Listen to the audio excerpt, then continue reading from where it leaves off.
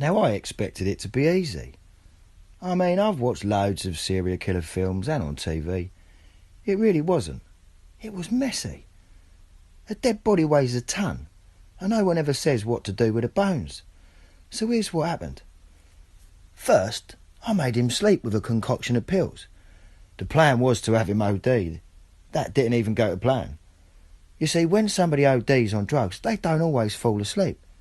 His brain might have been, but his body certainly wasn't. It was the exact opposite to what I expected. It was like a fit.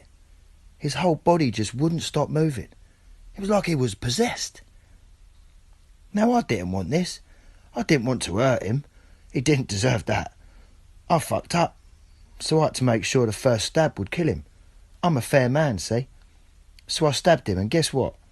I missed. He got worse. Blood was pissing and shooting everywhere. I was covered in it. My beautiful kitchen was covered in his blood. I stabbed again and again. In fact, I stabbed him 5 times, I think. Well, till he stopped moving anyway. I never intended it to be like this. Luckily, I managed to get him to the sink. Now, at that moment, I felt like a god. My heart was pounding. I was so scared, but so elated at the same time. So anyways, I managed to get rid of his blood using the blue roller mop and a Henry Hoover. I grabbed my red board, obviously. I don't want to contaminate anything. It is raw meat and I still have morals. I cut the body into portions.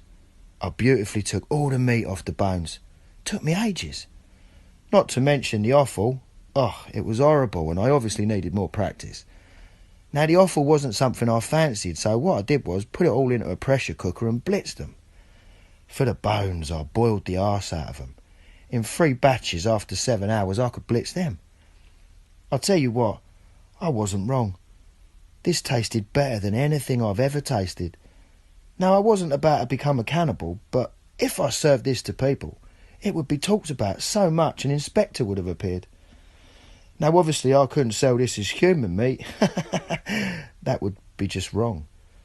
So I researched and I found out that in Italy there's a very rare pig where all the meat looks like beef. This was the perfect cover for my meat.